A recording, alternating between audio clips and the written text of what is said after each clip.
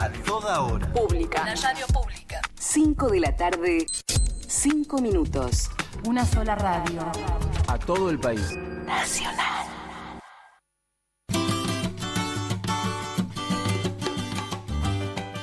Transmitiendo desde Alto Río Senguer, Chubut, desde las calles Patagonia Argentina y Mariano Moreno, y conectando en la región, seguinos en Aldea Pelec, Aldea Beleiro, Facundo, Sarmiento, Río Mayo, Radio Nacional AM 740. Estés donde estés, siempre vas a tener toda la información, buenas canciones y la mejor compañía.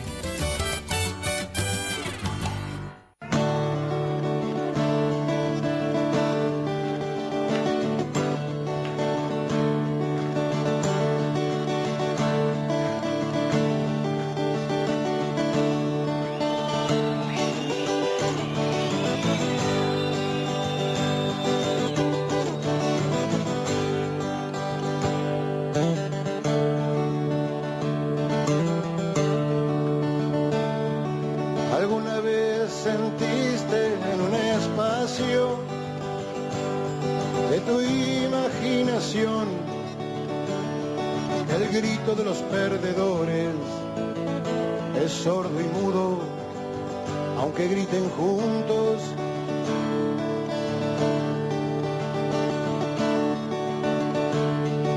¿Alguna vez sentiste mucha gente tener quebradas sus fuerzas o alzar del suelo el poema que guardaba en un rincón de su inocencia? Déjate atravesar por la realidad y que ella grite en tu cabeza, porque es muy malo dejar pasar por un costado a la historia esta, porque es muy malo dejar pasar por un costado. Buenas tardes a todas, a todos y a todes nuevamente.